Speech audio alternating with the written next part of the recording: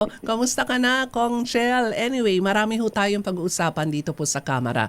Una, ano po ang interpretasyon nyo bilang isang abogado sa naging desisyon ng Senado na i-archive ang Articles of Impeachment? Tama po ba yung sabi ni former Senate President and now Senate Minority Leader Tito Sen na patay na ang Articles of Impeachment kung in-archive?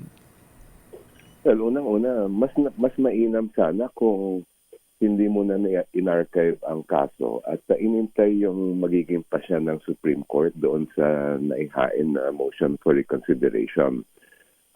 Kasi pag sinabi natin archive, parang na pinatay na yung articles of impeachment. O kahit sabihin natin hindi pa buong patay, ay ando na, nasa morgue na. Ngayon, sinasabi naman ng mga senador na pwede pa raw buhayin pagka ito ay binaliktad. Halimbawa, na Supreme Court yung kanilang desisyon.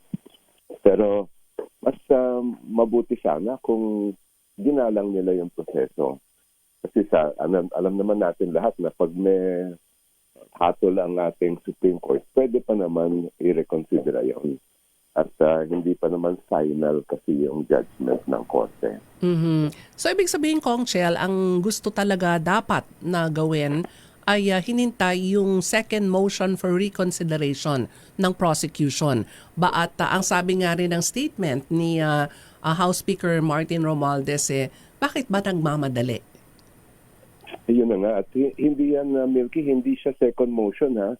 First motion pa lang yan for reconsideration. Oo nga pala. Yung second motion, yan ay pinagbabawal na Supreme Court. Pero yung mag-file ng unang motion na i-reconsider ang kaso, kasama sa karapatan ng isang na party litigant o isang nag-file o petitioner doon sa isang kaso.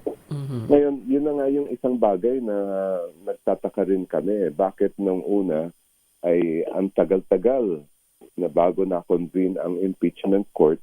Pero ngayon naman, ang bilis-bilis na na-archive ang kaso.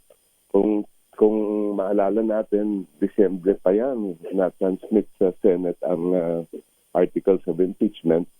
Pero June na, noong Hunyo na, nung na-convene ang impeachment court.